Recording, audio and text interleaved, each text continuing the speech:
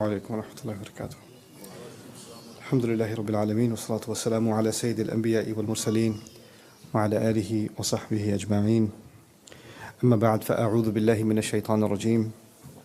بسم الله الرحمن الرحيم. الحاقة ما الحاقة وما أدراك ما الحاقة. رب اشرح لي صدري ويسر لي أمري واحلل عقدة من لساني يفقه قولي. آمين يا رب العالمين. আল্লাহ আজ্জা জাল্লা সূরাতুল হাক্কায় সূরাটি শুরু করেন খুবই অদ্ভুত এক প্রশ্ন দিয়ে। বস্তুত এটি একটি বিবৃতি। প্রথম আয়াত শুধু একটি শব্দ আল হাক্কা, যার কয়েকটি অর্থ আছে, কিন্তু খুব সহজে অর্থটাকে এভাবে ভাবতে পারেন রিয়েলিটি বা বাস্তবতা। মাল হাক্কা, বাস্তবতা কি? ওয়ামা আদরাকা মাল হাক্কা, আর কিসে তোমাকে জানাবে যে বাস্তবতা কি জিনিস?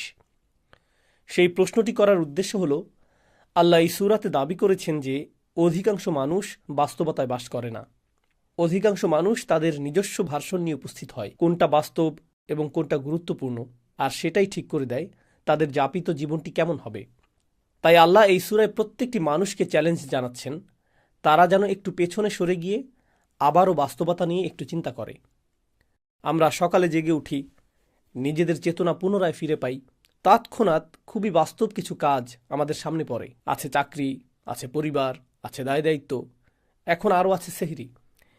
এভাবে বিভিন্ন কাজকর্মে আমরা প্রত্যহ জড়িয়ে পড়ি। দৈনন্দিন কাজকর্ম, এক কাজ শেষ হলে আরেকটা, এরপর আরেকটা।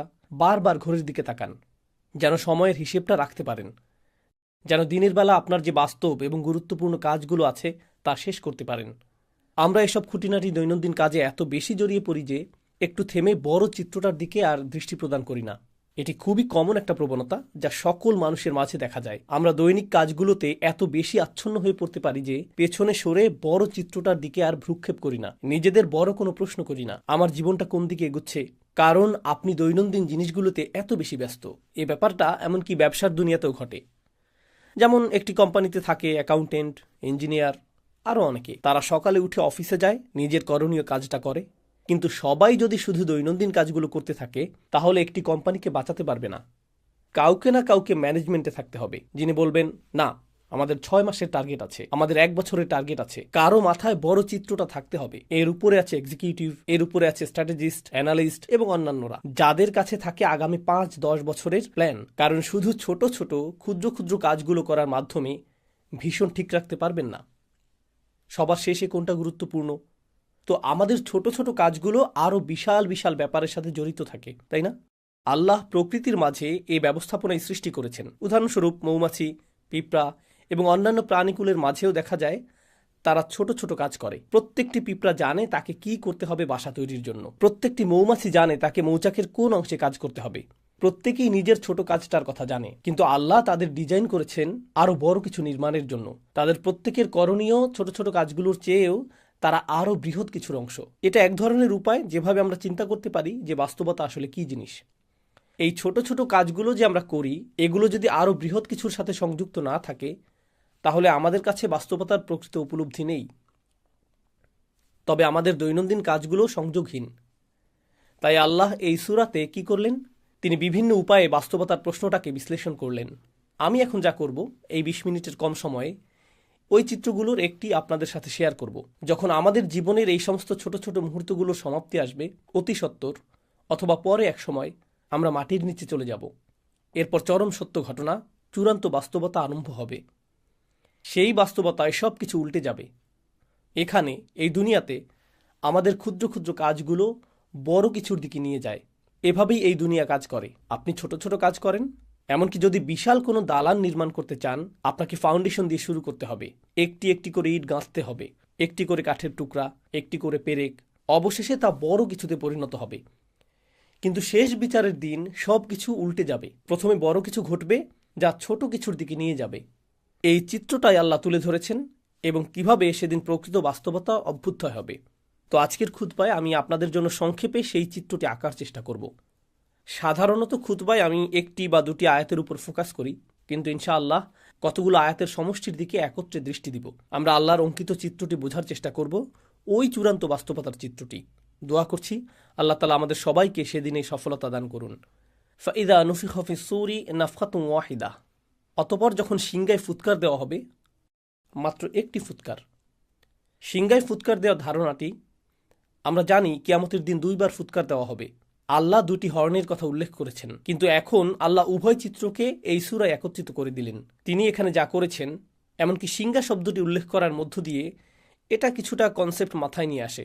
মানুষের স্মৃতিতে যদি প্রাচীন আরবের অমুসলিম কারোর সাথে কথা বলতেন কোরআন নাজিলের সময়কালে, কোরআনের শ্রোতাদের অধিকাংশই মুসলিম ছিল না।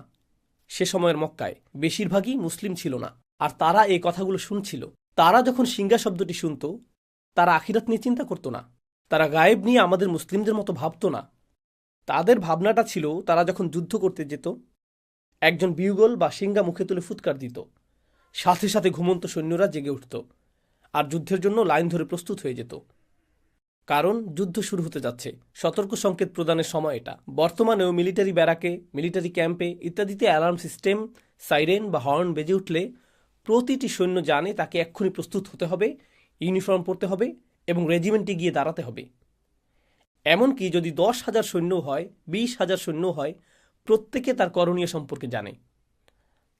তারা এলোমেলোভাবে দাঁড়িয়ে থাকে না, সবাই নিজ নিজ রেজিমেন্টে সুশৃঙ্খলভাবে দণ্ডায়মান। হর্নের আওয়াজ সম্পর্কে বলতে গেলে আল্লাহ আয্যা জাল্লা কোরআনের অন্যত্র বলেন, ওমা ইয়ালামু জুনুদা রব্বিকা ইল্লা হুয়া, তোমার রবের বাহিনী সম্পর্কে তিনি ছাড়া কেউ জানেন না। এই হর্ন বেজে উঠলে আল্লাহর সমস্ত সৃষ্টি এমনভাবে আচরণ করবে যেন তারা রিজার্ভ সৈন্য। এই সিগন্যালের অপেক্ষায় ছিল নিজ নিজ পজিশনে প্রস্তুত হতে। সকল সৃষ্টি প্রস্তুত। আল্লাহর সকল ফেরেশতা, আকাশমণ্ডলী, মেঘমালা, পৃথিবী সবাই একই পজিশনে মুভ করবে এই মহাঘটনা সংঘটনের জন্য, এই উপস্থাপনার জন্য।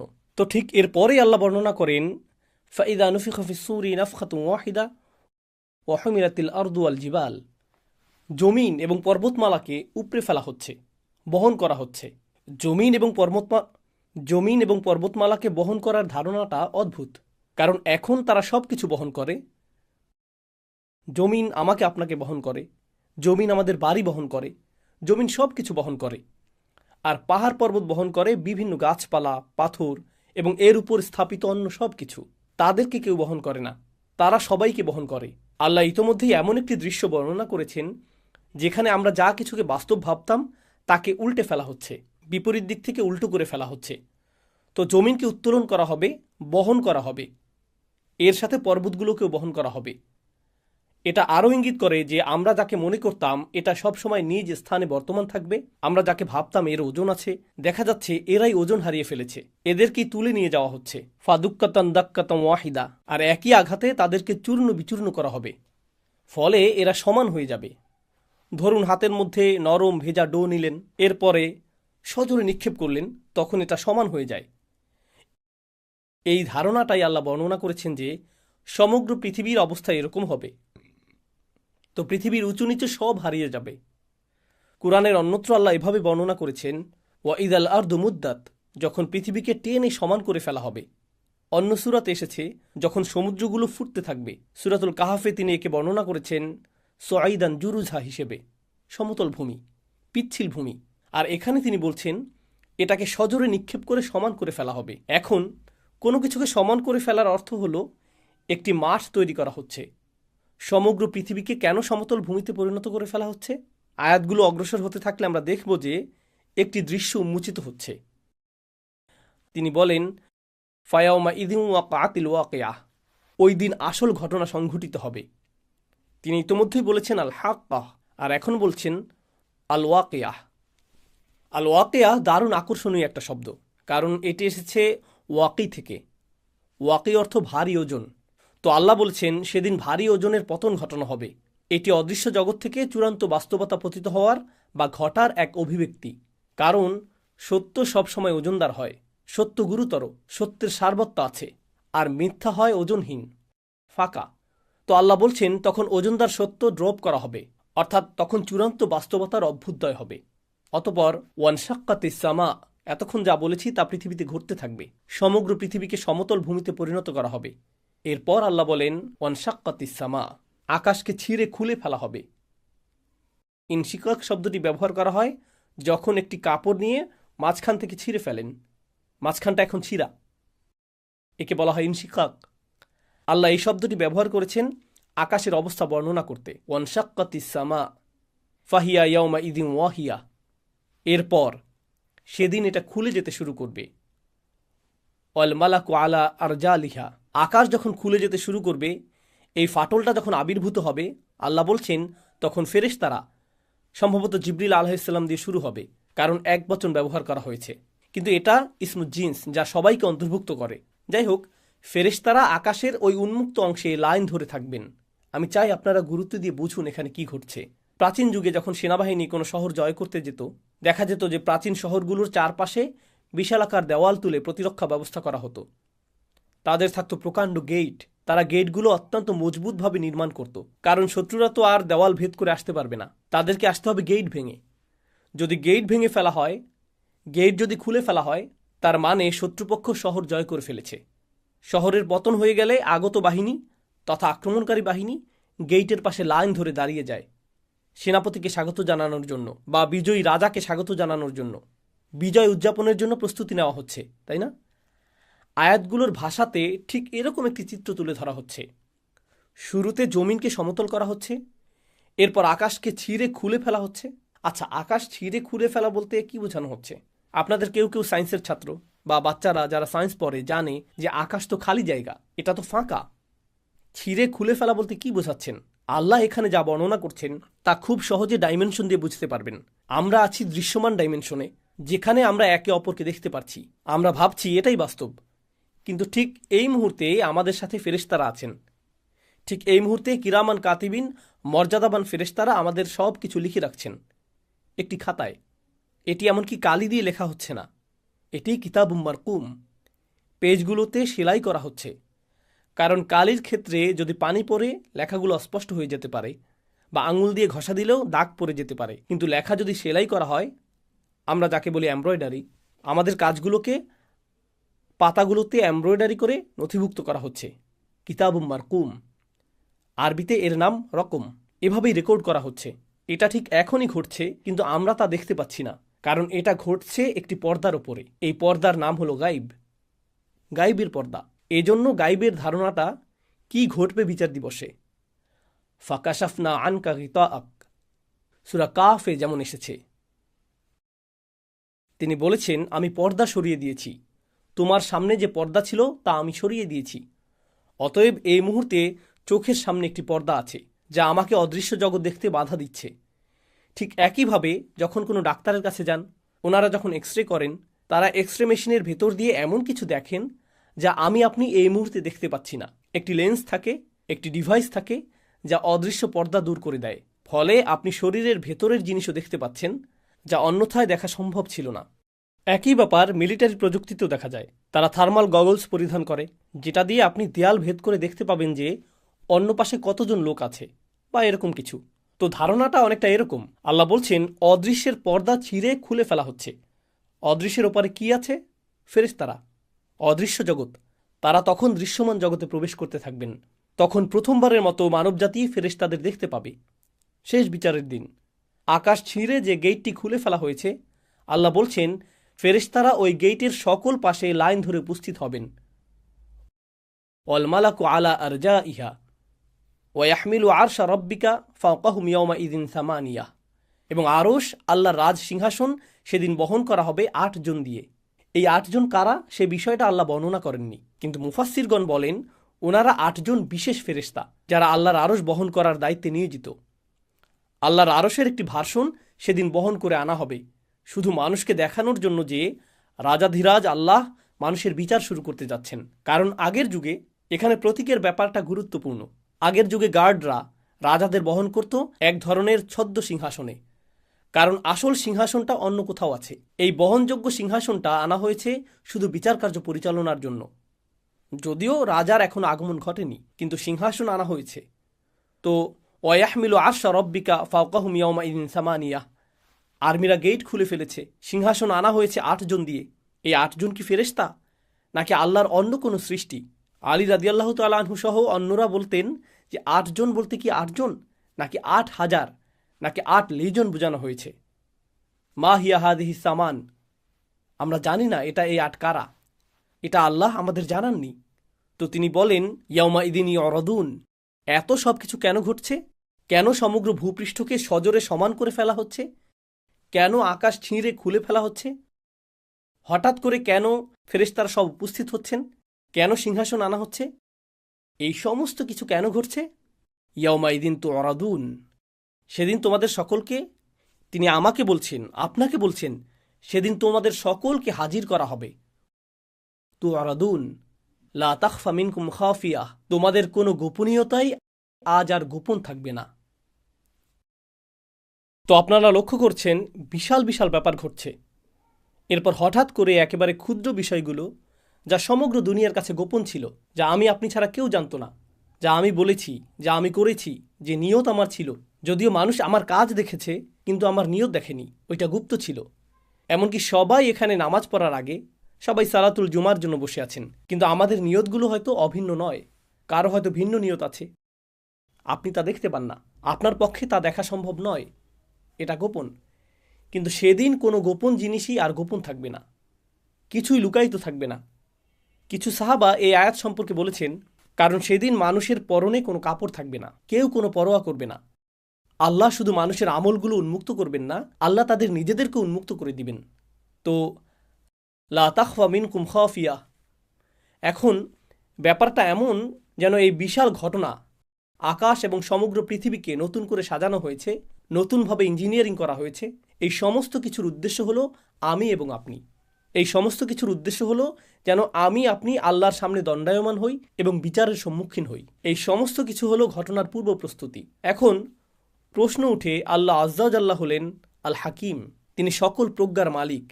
আর আল্লাহ আজ্জাওয়াজাল্লাহ ইন্নামা আমরুহু ইদা আরাদা শাইআন আইয়াকুল লাহু কুন ফায়াকুন, আল্লাহ শুধু বলেন হও আর এটা হয়ে যায়। তো কেউ মারা যাওয়ার সাথে সাথে আল্লাহ বলতে পারতেন অমুককে জাহান্নামে ফেলো, অমুককে জান্নাতে রাখো। তিনি তৎক্ষণাৎ সিদ্ধান্ত নিতে পারতেন। তার তো এই মহা আয়োজনের দরকার নেই।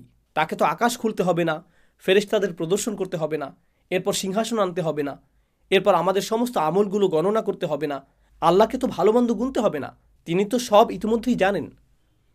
আল্লাহর কাছে আছে সব কিছুর ক্যালকুলেশন, আছে সব কিছুর হিসাব। আল্লাহর চেয়ে কার কাছে উত্তম হিসাব আছে? তাহলে আমাদের সম্মুখে আল্লাহর এই বিশাল দৃশ্যের অবতারণা করার উদ্দেশ্য কি? ব্যাপারটা আসলে ন্যায় বিচারের ধারণার সাথে সম্পর্কযুক্ত। এই দুনিয়াতে মানুষ যে বিষয়গুলো চায় তার মধ্যে একটি হলো ন্যায় বিচার।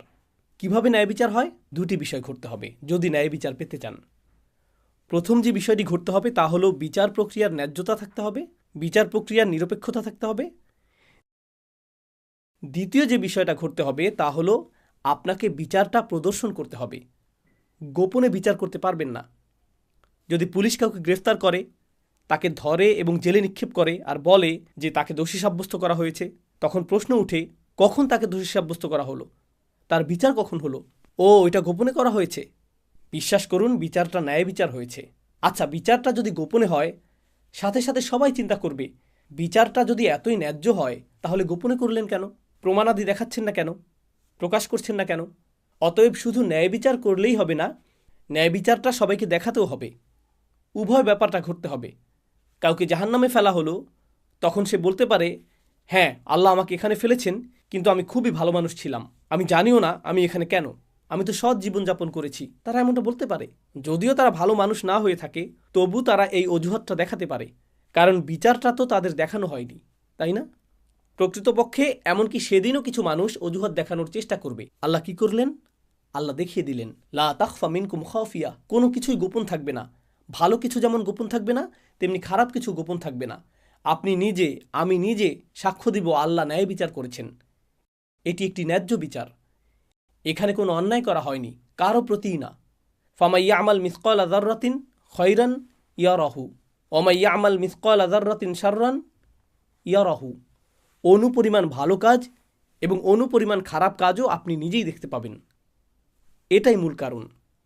এত বিশাল আয়োজন করা হবে এই জন্য যে যেন আল্লাহ প্রদর্শন করতে পারেন বিচারটা কত ন্যায়ানুগ হয়েছে। আমার আপনার চোখের সামনেই এটা ঘটবে। এটা সেই মহাবিচারের প্রস্তুতি। এখন কিছু সময়ের জন্য একটু কল্পনা করুন, আমরা বিভিন্ন ইভেন্টে যোগ দিই। কেউ ঈদ পার্টির আয়োজন করলো, এটা একটা ইভেন্ট। চলুন আরও বড় কোনো ইভেন্টের কথা চিন্তা করি। নতুন প্রেসিডেন্টের শপথ অনুষ্ঠান হবে বা নতুন প্রধানমন্ত্রী নির্বাচন করা হয়েছে, তখন অনুষ্ঠান করা হয়, উদ্বোধনী অনুষ্ঠানের আয়োজন করা হয়, জাতীয় উৎসবের একটি দিন, বিশাল এক ব্যাপার। যখন বিশাল কিছু হয় তার জন্য প্রস্তুতিটাও হয় অনেক বড়। আল্লাহ এত ব্যাপক প্রস্তুতি নিচ্ছেন, এত প্রকাণ্ড আয়োজন। কত যে আয়াতে এই ইভেন্টের প্রস্তুতির কথা এসেছে। সিংহার আওয়াজ থেকে শুরু করে আকাশ ছিঁড়ে ফেলা, ফেরেশতাদের সারিবদ্ধ হয়ে দাঁড়িয়ে যাওয়া, সিংহাসনের আগমন, এই যে এত বিশাল আয়োজন আমার কৃতকর্মগুলো হিসেবের জন্য, আপনার কৃতকর্মগুলো হিসেবের জন্য। আল্লাহর কাছে আমাদের কর্মগুলো এতটাই গুরুত্বপূর্ণ, অথচ আমরা মনে করি আমাদের কৃতকর্মগুলো ছোটখাটো বিষয়। মনে আছে আমি যে শুরুতে বলেছিলাম, এই জগতে ক্ষুদ্র ক্ষুদ্র বিষয়গুলো বড় কিছুর দিকে নিয়ে যায়। আর বিচার দিবসে কি হবে? সেদিন বিশাল বিশাল ব্যাপারগুলো ঘটবে আমার আপনার একেবারে ক্ষুদ্র ক্ষুদ্র আমলগুলোর হিসাব নিকাশের জন্য। তাই আমাদের মুখ থেকে নির্গত হওয়া কোনো শব্দকে আমরা ছোট করে দেখি না, আমাদের কৃত কাজগুলোকেও আমরা হালকাভাবে দেখি না। এটাই মূল কারণ। অতঃপর তিনি সুবহানাহু ওয়া তাআলা বলেন, ফাআম্মা মান উতিয়া কিতাবাহু বিয়ামিনিহি ফায়াকুলু হাউম ইকরাউ কিতাবিয়াহ। মাত্র 2 মিনিট বাকি আছে, তাই সংক্ষেপে তুলে ধরব। আপনারা নিজে নিজে পড়ুন, ইনশাআল্লাহ এর থেকে উপকৃত হবেন। তিনি বলেন, আর যার আমলনামা তার ডান হাতে দেওয়া হবে, যে কেউ যাকে তার আমলনামা ডান হাতে দেওয়া হবে, আল্লাহ আমাদের সবাইকে তাদের অন্তর্ভুক্ত করুন। তো কেউ যখন তার ডান হাতে নিজ কৃতকর্মের খাতাটি পাবে, আল্লাহ বর্ণনা করেন, হা উম মানে এদিকে আসো এবং গ্রহণ করো। হা উমের একটি অর্থ হলো এখানে আসো এবং নাও। আপনারা বিচার দিবসের বর্ণনা আগেও শুনেছেন। সেদিন কেউ কারো কোনো খবর রাখবে না। ইয়াউমা তারাউনাহা তাযহালু কুল্লু মুরদিআতিন আম্মা আরদাআত। এমনকি মা যিনি তার বাচ্চাকে দুধ খাওয়াচ্ছেন, জাস্ট তাকে ফেলে দিবে, জাস্ট তাকে কোল থেকে ফেলে দিবেন। এতটা ভয়ঙ্কর বিচার দিনের বর্ণনা। ইয়াফিরুল মারউ মিন আখিহি ওয়া উম্মিহি ওয়া আবিহি ওয়া সাহিবাতিহি ওয়া বানিহি ওয়া সাহিবাতিল্লাতী তুইহি। আপনি আপনার মা থেকে পালাবেন, বাবা থেকে পালাবেন, ভাই থেকে, স্বামী স্ত্রী থেকে, আপনি আপনার সমগ্র গ্রামবাসী থেকে পালাবেন, পরিচিত সকল মানুষ থেকে। তাদের দেখলেই উল্টো দিকে পালিয়ে যাবেন, কারো ব্যাপারে কোনো পরোয়া করবেন না। বস্তুত লাউ ইয়াফতাদি মিন আযাবি ইয়াউমা ইযিম বিবানিহ। এই আয়াতের কয়েকটি আয়াত পরে আল্লাহ বলেন, ওমান ফিল আরদি জামিআ সুম্মা তুনজিহি। সেদিন মানুষ বলবে, ইয়া আল্লাহ, দরকার হলে অন্য সমস্ত মানুষ, আদম আলাইহিস সালাম হতে শুরু করে শেষ পর্যন্ত যত মানুষ আছে সবাইকে জাহান্নামে ফেলেন, কিন্তু আমাকে বাঁচান। এটাই সেদিন তারা বলবে, ওমান ফিল আরদি জামিআন সুম্মা ইনজিহ। সেই দিনে কিছু মানুষ ডান হাতে তাদের আমলনামা পাবে। এতে তারা যে কতটা খুশি হবে, তারাই একমাত্র গ্রুপ যারা শুধু নিজেদের জন্য খুশি হবে না, তারা ঘুরে ঘুরে নিজের আমলনামা বন্ধুদের দেখাবে, পরিবার পরিজনকে দেখাবে। আসুন দেখুন, দেখুন আমার ভালো ভালো আমলগুলো দেখুন, দেখুন আল্লাহ আমার সব নেক আমলগুলো লিখে রেখেছেন। প্রশ্ন হলো, জানি বেশি সময় নিয়ে নিচ্ছি, শুধু আর অল্প কয়েক মিনিট নিব। দোয়া করছি আমরা যেন আমাদের আমলনামা ডান হাতে পাই। এমনকি যদিও আমার আমলনামা ডান হাতে পাই, এতে তো শুধু ভালো কাজগুলো লিপিবদ্ধ থাকবে না। আমি তো আর ফেরেশতা না, আমার জীবনে ভুল ত্রুটি আছে, এমন সব কাজ করেছি যা নিয়ে আমি লজ্জিত, ওই কাজগুলোও তো লেখা আছে। যখন এরকম ভালো এবং খারাপ উভয় ধরনের কাজগুলো লিপিবদ্ধ থাকবে সমগ্র জীবনের, কাউকে কি আমি দেখাতে চাইব? সে তখন পৃষ্ঠা উল্টিয়ে বলবে, আরে এটা কি, তুমি এই জঘন্য কাজটাও করেছো? তাহলে লোকটা নিজের আমলনামা অন্যদের কেন খুশি মনে দেখাতে চাইবে? যদিও খাতাটাতে নেক আমলগুলো লেখা আছে, কিন্তু আরও আছে খারাপ কাজগুলো। ব্যাপারটা আসলে কোরআনে বর্ণিত মাগফিরাতের ধারণার সাথে সম্পৃক্ত। যদিও খারাপ কাজগুলো মুছে দেওয়া হয়নি, খারাপ কাজগুলো আসলে ঢেকে দেওয়া হয়েছে, আচ্ছাদিত করা হয়েছে। আপনি বুঝতে পারবেন, আগের দিনে বাচ্চারা কলম দিয়ে কিছু লিখত, লেখাটা ভুল হলে তারা সাদা রং দিয়ে ঢেকে দিত, এর উপর আবার লিখত। লেখাটা দেখে বোঝা যেত এখানে কিছু একটা ঢেকে দেওয়া হয়েছে। ব্যাপারটা ঠিক এরকম। আপনি বুঝতে পারবেন আমার কিছু কিছু কর্ম ঢেকে দেওয়া হয়েছে। আপনি তখন খুশিতে নেচে উঠবেন, আমি যে কত ভুল করেছি, আর আল্লাহ আমার অগণিত ভুলগুলো সাদা রং দিয়ে ঢেকে দিয়েছেন, আর ভালো ভালো আমল দিয়ে তা পরিবর্তন করে দিয়েছেন। দেখুন আল্লাহ আমাকে কতটা মায়া করেন, আল্লাহ আমাকে কত শতবার ক্ষমা করেছেন, আল্লাহ কতটা দয়াবান। আবার এমন কিছু আমল থাকবে, কাজটা আপনার কাছে খুবই ক্ষুদ্র মনে হয়েছিল, খুবই সামান্য সাদাকা, নগণ্য কাজ। একজনকে সামান্য সাহায্য করেছিলেন, কারো দিকে তাকিয়ে মুচকি হেসেছিলেন, রাস্তায় কারো প্রতি দয়া দেখিয়েছিলেন, কারো সাথে শুধু সুন্দর কথা বলেছিলেন, সামান্য কিছু। আপনি এ নিয়ে চিন্তাও করেননি। নিজের আমলনামা খুলে দেখেন ছোট্ট কাজটা বিশাল এক অধ্যায়ে পরিণত হয়ে গেছে। অসামান্য মূল্য, এটার পর্বত সম মূল্য। ইয়া আল্লাহ, কিভাবে এটা এত গুণে বৃদ্ধি করে দিলেন, কিভাবে ছোট্ট আমলটাকে প্রকাণ্ড আমলে পরিণত করে দিলেন। নিজের খাতাটা দেখে আপনার তখন খুশির শেষ নেই। আপনি তখন চারিদিকে ঘুরে ঘুরে, কোরআনের অন্যত্র যেমন এসেছে, ওয়ায়ানকালিব ইলা আহলিহি মাসরুরা, সে তার স্বজনদের কাছে সানন্দে ফিরে যাবে। এটাই বিচার দিনের একটি চিত্র। এটাই হা ও মুকরা ও কিতাবিয়া ইন্নি জনান্তু আন্নি মুলাকিন হিসাবিয়া ফাহুয়া ফি ঈশাতির রাদিয়া। আমি জানি সময় শেষ হয়ে গেছে, অন্তত এই অংশটা। ডান পাশের মানুষেরা, ওনাদের নিয়ে আমি দ্রুত কয়েকটি কথা শেয়ার করতে চাই। সে বলবে, আমি নিশ্চিত জানতাম যে আমাকে আবার হিসাবের সম্মুখীন হতে হবে। হিসাব শব্দটি, হিসাবিয়ার অনুবাদ হলো অডিট। অডিট মানে প্রতিটি আইটেম সম্পর্কে জিজ্ঞেস করা হবে। এটা কি? এখানে কি করেছো তুমি? এখানে রাত 2টায় কি করছিলে? অমুক দিন কি করেছো? শুক্রবার রাতে কি করেছো? এখানে কি হচ্ছে? প্রতিটি আইটেম। আমি ভীষণ ভয়ে ছিলাম আল্লাহ আমাকে প্রতিটি বিষয় নিয়ে জিজ্ঞেস করবেন। এখন যেহেতু আমি আমার খাতাটা দেখতে পাচ্ছি, আমি দেখতে পাচ্ছি আল্লাহ আমার প্রতি সদয় আচরণ করেছেন, আল্লাহ আমার হিসাব সহজ করেছেন। তো এখন সে বলছে, খাতাটা হাতে পাওয়ার পর সে দেখতে পাচ্ছে আল্লাহ কতটা সহজ করেছেন। আল্লাহ যার বর্ণনা দিয়েছেন, ফাসাউফা ইউহাসিবু হিসাবান ইয়াসীরা, আল্লাহ অত্যন্ত সহজভাবেই তার হিসাব নিকাশ করবেন।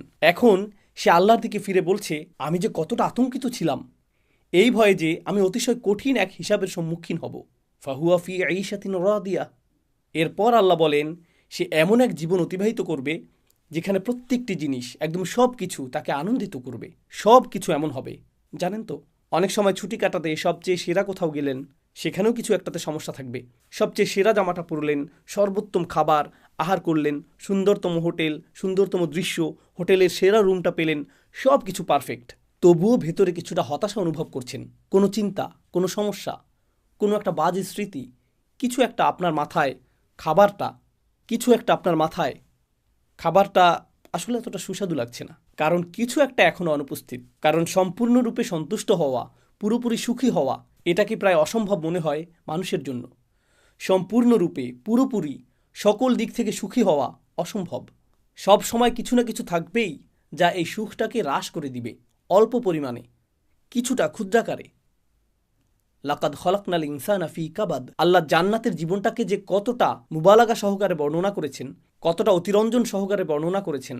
তিনি বলেননি মানুষটা সুখী হবে, বরং তিনি বলেছেন জীবনটা নিজেই তৃপ্তিকর হবে। তিনি বলেননি ফাহুয়া রাদিন ফি ঈশাতিল জান্নাহ, সে জান্নাতের জীবনে পরিতৃপ্ত হবে, বরং তিনি বলেছেন ফাহুয়া ফি ঈশাতিন রাদিয়াহ, যা খুবই অদ্ভুত ইস্তিআরাহ, যা ইঙ্গিত করছে জান্নাতের প্রতিটি অংশ, জান্নাতের প্রতিটি অভিজ্ঞতা আপনাকে একেবারে সম্পূর্ণরূপে পরিতৃপ্ত করে দিবে, সম্পূর্ণরূপে সুখী করে দিবে, প্রতিবার শতভাগ তৃপ্তি এনে দিবে। ধরুন কাউকে একটু উপহার দিলেন, সে অতি কষ্টে একটু হাসি দিয়ে বলবে থ্যাংক ইউ। কি, পছন্দ হয়নি? জি হয়েছে, আমি আসলে অনেক চাপে আছি। আপনি তখন, কী লাভ হলো, তোমাকে উপহার দিলাম আর তুমি এখনও মুখ কালো করে আছো, তোমাকে খুশি করা অসম্ভব, এই জীবনে এটা সম্ভব না। আপনি সম্পূর্ণরূপে পরিতুষ্ট হতে পারবেন না। ফাহুয়া ফি ঈশাতিন রাদিয়া ফি জান্নাতিন আলিয়া কুতুফুহা দানিয়া। প্রতিজ্ঞা করছি এটাই শেষ কথা। মহান আল্লাহ বলেন, তারা সুউচ্চ উদ্যানে অবস্থান করবে, তারা একটি সুউচ্চ উদ্যানে অবস্থান করবে। কোরআনের অন্যত্রও আল্লাহ উদ্যানের কথা বলেছেন, কিন্তু এখানে তিনি শুধুমাত্র উদ্যানের কথা বলছেন না, তিনি এটাকে বলছেন সুউচ্চ উদ্যান। বিষয়টা কৌতূহল জাগ্রতকারী, কারণ আলিয়াহ শব্দটি আক্ষরিক এবং রূপক উভয় অর্থেই ব্যবহৃত হতে পারে। এর মানে কি? এটি হবে এমন একটি বাগান, এটি শুধুমাত্র সুউচ্চই না, এর ফলে আপনি চমৎকার একটা ভিউ পাবেন। এটি হলো একটি আর্থ। আর আমরা জানি যে যখন আপনি দর্শনীয় কোনো স্থানে যান, যখন আপনি পাহাড়ের চূড়ায় ওঠেন, আপনি যদি কখনো হাইকিংয়ে গিয়ে থাকেন অথবা গাড়ি চালিয়ে দূরে কোথাও যান যেখানে চমৎকার ভিউ রয়েছে, যেই মুহূর্তে আপনি চমৎকার কোনো ভিউ দেখতে পান, নিজের ভেতরে একটা প্রশান্তি লাভ করেন। সেখানে দাঁড়িয়ে পরিবেশটা অনুভব করতেই ভালো লাগে। এমনকি আপনি যখন গাড়ি চালিয়ে দূরে ভ্রমণ করেন, কোথাও কোথাও দর্শনীয় কিছু স্থান থাকে যেখানে আপনি কিছুক্ষণের জন্য রাস্তার পাশে গাড়ি পার্ক করেন। যদিও আপনার তাড়া থাকে, কিন্তু আপনি বলেন শুধু এক মিনিট, এক মুহূর্তের জন্য দৃশ্যটা দেখে নেই, এক মুহূর্তের জন্য দৃশ্যটা দেখে নেই। সকলেই আমরা থেমে যাই। আর আপনি যখন উঁচু কোনো স্থানে অবস্থান করেন, তখন কিছুটা সাকিনাহ অনুভব করেন। আল্লাহ বলছেন জান্নাতিন আলিয়া। প্রত্যেকবার যখন আপনি বাইরে তাকান, আপনার হৃদয়ে প্রশান্তি যুক্ত হতে থাকে, স্বস্তি যুক্ত হতে থাকে। এর দ্বারা এটাও বোঝায় যে জান্নাতে যত দূর দেখা যাবে সবই হবে আপনার, আপনি এর চূড়ায় থাকবেন। আর যত দূর দেখা যাবে সব দিক থেকে এটা হবে আপনার রাজত্ব। ফাহুয়া ফি জান্নাতিন আলিয়া। তবে এর আরও অর্থ রয়েছে। এটা এমন উদ্যান যা হবে অত্যন্ত অভিজাত। আপনারা হয়তো এরকম কথা শুনেছেন, এরা উঁচু স্তরের মানুষ, এদের অবস্থান অনেক উঁচুতে, এরা উঁচু সমাজের মানুষ। আপনি যদি সমাজের উঁচু স্তরে অবস্থান না করেন, তারপরেও যদি উঁচু স্তরের কোনো বিবাহ বা অনুষ্ঠানের নিমন্ত্রণ পান, আপনি সেখানে প্রবেশ করেন আর ভাবেন, ওয়াও, এই স্থানটি কল্পনাতুল্য, জানি না এর জন্য উপযুক্ত পোশাক পরেছি কিনা। আমার তুলনায় স্থানটি অনেক বেশি জাঁকজমকপূর্ণ। আমি কোনো কিছু নষ্ট করতে চাই না। আমি কি এখানে বসতে পারবো?